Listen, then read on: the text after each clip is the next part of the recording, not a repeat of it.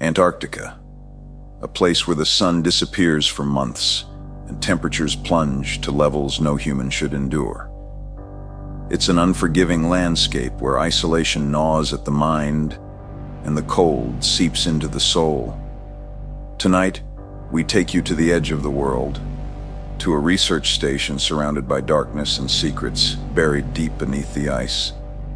But beware, some mysteries are not meant to be uncovered. Turn the lights down low and join us on this chilling journey to the coldest, loneliest place on Earth. Antarctica was no place for the faint of heart.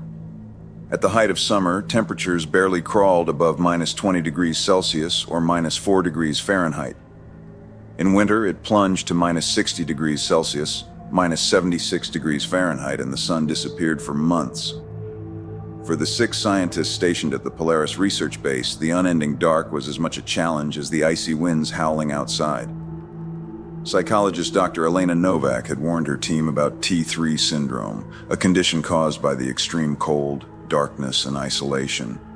Memory lapses, mood swings, and creeping paranoia were common, and the first signs were starting to show. "Where's my notebook?" barked Andrew Price, the geologist, his voice sharp as a frost-bitten wind. "I told you I haven't seen it," said Dr. Sarah Kim, the microbiologist, her tone strained. "You touched it last," Andrew insisted, glaring. "That was yesterday, Andrew," Sarah shot back, gripping her coffee mug. "Do you even remember yesterday?" Elena intervened. "Enough, it's the cold getting to us. Let's focus on tonight's check-in." The check-ins were a ritual, a brief gathering to combat isolation and discuss their findings. Tonight's meeting was especially important. A strange signal had been picked up 2 days ago, buried in static.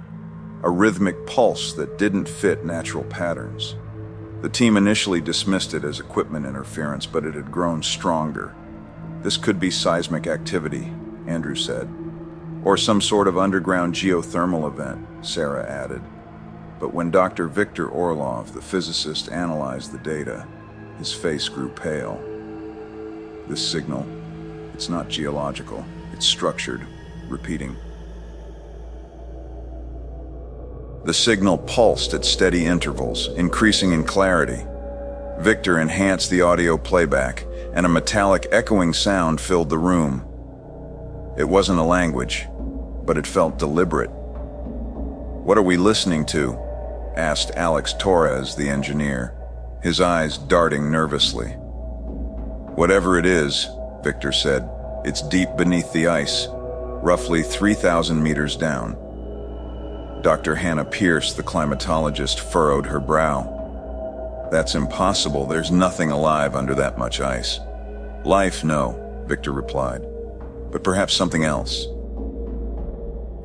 2 days later, they located the source, a cavern beneath the glacier detected through ground-penetrating radar. The team was divided. Elena urged caution, concerned about safety and the team's fraying mental health. Andrew, however, was adamant. "We can't sit on this. Do you know what this could mean for science? For history?" In the end, curiosity won. They assembled an expedition, descending through a series of tunnels carved by ancient ice. The cavern was massive, stretching beyond the reach of their floodlights. Ice crystals glittered like stars in the void, but it wasn't the beauty that held their attention. At the center of the cavern was an object, a monolith of obsidian black metal, half buried in the ice. Strange alien symbols glowed faintly along its surface, pulsing in rhythm with the signal. "What is that?" Sarah whispered. "No idea," Victor replied, stepping closer. "But it's not natural." The air around the monolith hummed, vibrating faintly in their bones. Andrew, unable to resist, reached out and placed his hand on its surface. The cavern erupted in sound, a deafening, inhuman wail that reverberated through the ice. The team clutched their ears as the lights on the monolith flared, bathing the cavern in eerie, shifting patterns. "Andrew!" Elena shouted. "Get back!" But Andrew didn't respond. His eyes were wide, his mouth moving silently as if he were trying to scream but couldn't. The light surged once more, and then everything went dark. When Elena woke up, she was back at the base. Her head throbbed, and her memories of the cavern were fragmented and disjointed. "Where?" she mumbled, trying to sit up. "You're safe," Victor said, sitting beside her. His face was pale, his eyes bloodshot. "We carried you back." Elena looked around. "Where's Andrew?" Victor hesitated. "He didn't make it." "What do you mean?" "He touched the monolith," Victor said, his voice trembling. "And he just disappeared." Over the following days, the base became a place of unease. The signal had stopped, but strange occurrences began to unfold. Sarah complained of whispers in her sleep, voices that spoke in a language she didn't understand. Alex's tools began vanishing, only to reappear in odd places, his wrench frozen in a block of ice, his screwdriver embedded in the wall. Hannah swore she saw Andrew standing in the hallway one night, staring at her with unblinking eyes. Elena tried to keep the team focused, but their mental state was deteriorating rapidly. She began to suspect that whatever the monolith had been, it wasn't dormant. One night, she found Victor in the communications room, staring at the radio. "Victor, what are you doing?" she asked. He turned to her, his face a mask of fear. "It's sending something back." "What?" "The monolith," Victor said. "It's transmitting, not to us, to something out there." That night, the base lost power. The lights flickered and died, plunging them into darkness.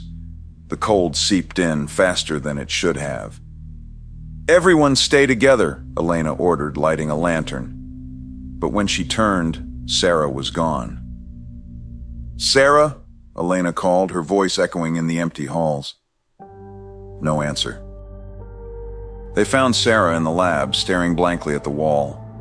Strange symbols were carved into her arms, glowing faintly in the dim light. "She's alive," Alex said, checking her pulse.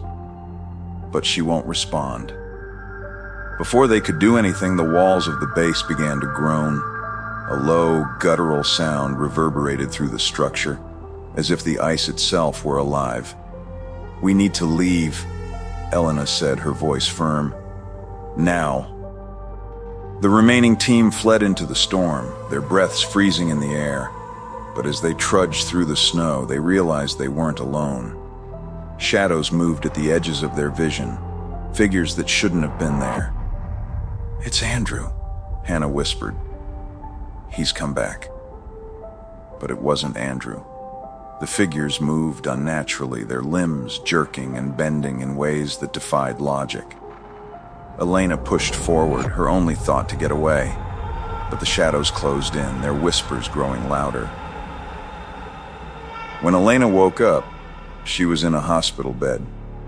Sunlight streamed through the window, warm and golden. A doctor entered, smiling kindly. "Good to see you awake, Doctor. Novak." "Where am I?" Elena asked. "You're in Reykjavik," the doctor said.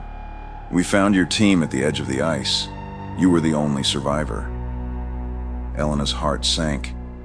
"The monolith," the doctor frowned. "Monolith. Dr. Novak, there was nothing out there. Just ice." Elena stared at him, her mind racing. She could still hear the whispers, faint but persistent. As the doctor left, she turned to the window.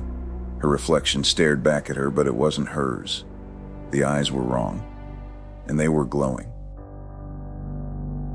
As the final echoes fade in the frozen abyss, we're left with the question, what truly lies beneath the ice, and what price must we pay to uncover the unknown?